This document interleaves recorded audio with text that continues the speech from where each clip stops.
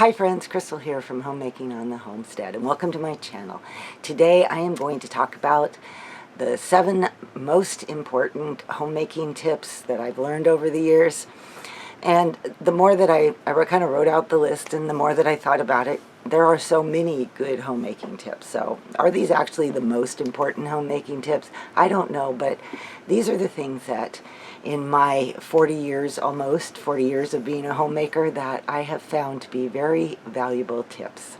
Number 1 is kind of maybe an obvious one, but it is invest in your home and invest in homemaking. Make it something that is a priority. Treat it as if it was your career. Because for many of us, like myself, who've been a lifetime homemaker, it is my career. I've really felt like over the years homemaking can be looked down on. It can be one of those, it's a last ditch, had no other choices type of career option that is out there for women. Be proud to be a homemaker and have no apologies about that. Be confident in being a homemaker. And right along that line of thinking is growing in your homemaking skills. Always be learning something new.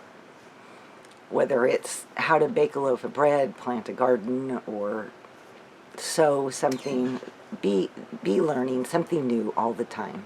And also with this, keep good schedules, keep good routines. That's what helps life keep moving forward. I've always felt it important as a homemaker to live with a vision. What it is that you want for your home, what it is you want for your life, and then work very hard to make that happen. My own homemaking vision was shaped by 3 distinct things in my life. The first one was Proverbs 31. It gave me a wonderful overview of what a homemaker should be investing her time in and what direction she should be going. The other one was Little House on the Prairie, the book set. I got the full boxed set for my, oh gosh, I think I was in 4th grade or 5th grade, and I received it as a Christmas gift. I devoured those books over and over and over throughout my childhood, and it was something that I continued on reading to my children over and over again, and they loved it. But what it really told me, or helped me to shape, was living a simple life. I loved the simplicity and the joy that I saw in that life, in that lifestyle. And it showed me how to live a joyful, grateful life. And I valued that a lot, even as an adult. The other book that really shaped my life very early on when my children were young was a book called For the Children's Sake by Schaeffer Macaulay. And she wrote a book on basically educating your children in a life that is family-oriented. And it spoke to me in so many ways. This book to me gave me a vision of creating a home and educating my children as a priority. Number 2, don't compare yourself with other homemakers. I'm thinking off the top of my head of things like Pinterest and other people's lives and what they invest their time in and what they do with their children. I remember years ago reading an article of a woman who had 11 children, and they could all play the violin, and they would go around, the United States to different churches and things and perform as a family. And sometimes it really is that's tough to realize that your day to day was just simply getting up and trying to keep the wheels moving forward, keep your children fed and educated, keep your house clean, and keep your priorities in order. So I think it's important, don't compare yourself. Homemaking is not a competition to see who can have the most beautiful home, who can make the best meals, who can cook everything from scratch, who can make a beautiful, fluffy, decorated cake. It's not a competition. Instead, as homemakers, what we need to do is to encourage one another, to be the best that we can. We all live different lives. We all have been called to different things, and we need to encourage and support each other in those callings and in the directions that God is taking each one of our families, because it's going to look different for every household. Number 3, don't clutter your life with clutter. Clutter creates chaos. It not only creates chaos in the areas around you and what you see, but in my opinion, it creates mental chaos too. It is hard to get organized. It is hard to move forward. It is hard to create that vision. It is hard to do everything when you're battling clutter. When my daughter and her family were moving into our home, I had to downsize and reduce a lot of my things to make room for them. I put a lot of things in storage, and I have ended up living in a much smaller area. And the one thing that I think it's taught me, it's been almost 2 years now, and I think the one thing that it's really taught me is how little I really need.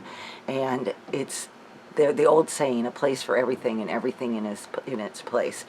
Life is so much simpler when everything that you want and use and treasure has a spot. I still have a lot of things in storage because there was no way that I could get rid of everything to downsize, but what I have kept are the things that are the most valuable to me and the most important, and I find that I am at peace with that. It makes my life much less mentally and physically cluttered. Number 4, embrace each season of life that you are in and make exceptions for that. You know, do you have little ones still running around your home? If you do, don't have the expectation that you're going to have a perfectly clean house. Don't have expectations that, that the kitchen is going to constantly be clean, because real life happens and we need to be able to adjust for that. And even when you're an empty nest like I am now, and it's just my husband and me at home, that I have to take care of, I still have expectations. I've had expectations on my day. I've always had the expectation while he was working that my day would look like this. And what I have found is that now that he's retired, my days can be anything, and sometimes they don't look like what I expected, and I need to adjust those expectations for an empty nest retired life. That includes him and what his priorities are as well. Number 5, and I think this is especially important in our society today, is make your home a safe haven. Make it a refuge for you and your husband, your family, and even all those who come into your home. Make it a place of peace. Our world is a crazy place, like I said, especially now, and there is a lot of stresses. There are stresses with jobs. There are stresses with everything that goes on. Just going to town for a day, like I did yesterday, seemed very stressful to me. But make home someplace that you cannot wait to get back to. And make home a place that your husband cannot wait to come home to. I remember reading Elizabeth George, and I can't remember the book. If I remember, I'll post it below. But her husband had been away, A Woman After God's Own Heart, I think that was it. But her husband had been away for a business trip for several days, and he had missed flights and disconnected flights, and he was working very hard to try to get back home. And he walked in the door and he said to his wife, Elizabeth, I knew everything would be fine once I got home. Make home a peaceful place. Make it the goal that you want to be, the place you want. And remember, as homemakers, that we set the tone for the home. We set the tone for everything from cleanliness to our own attitudes and how that affects other people around us. Be mindful of those things and create a home where peace and comfort is your goal. Number 6, be resourceful and wise with what God has provided for you. It is not easy living on one income. And from my experience of raising 8 children on one income, it took a lot of work to be prepared and to always be planning and thinking ahead on how to utilize my resources the best, how to get meals on the table that are healthy, making sure I had a well-stocked pantry, making sure when winter came that my children had their clothes, their winter clothes, and their boots were all ready to go. Number 7, spend some time each week unplugging. Put your phone away, turn off the computer, turn off the tablets, and just unplug from life.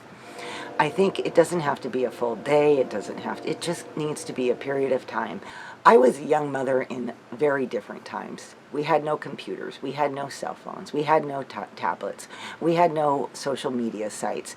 And all of these things can pull us away and create a priority that oftentimes shouldn't be there. They're wonderful tools, don't get me wrong. I appreciate mine, all those things very much, but they can also be pulling us away in directions that prevent us from doing other things in life and being more present in our life. I look back now and really value the lack of so much outside influence in my day-to-day life. I had time to spend reading books, whether they were fiction books or books that were teaching me something new, a new skill. I enjoyed reading cookbooks. I enjoyed reading books on herbal medicine. And the times where I could spend just sitting down and playing games with my children, taking them out for walks during the day, and time spent with my husband, giving him my devoted time, and time spent with friends, giving them devoted time. I personally have my notifications on my phone turned off. They don't ding and make noise every time something comes in. How many times have we been engaged in conversation and the phone goes off as you've got a text message, or somebody, some site you follow is updated something, and you immediately reach for your phone to look at and see what it is and who it is. I think that it is a distraction that in a simpler life and in a simpler time never existed, and we were able to give the people in our life that undivided time and attention, and I think that's really valuable. There are so many other homemaking tips that I could share, and I could probably make another video of different things that I have found to have value in my life over the many years that I have been a homemaker. I hope that that you enjoyed these and that you found these to be helpful. I would love to have you share some of your homemaking tips. What are some of the things that you feel are important and have the most value in your life? Let me know in the comments below, because I would really be interested to expand on this topic. All right, you guys, thank you for hanging around, and if you like this video, please give it a thumbs up. I appreciate that. And if you haven't subscribed to my channel and you like my content, would you consider subscribing? I really appreciate that too. And I value each and every one of you that comes by, leaves comments, and chats with me. I really appreciate that so much, and I want to thank you. All right, everybody, I will see you all in my next video. Bye-bye.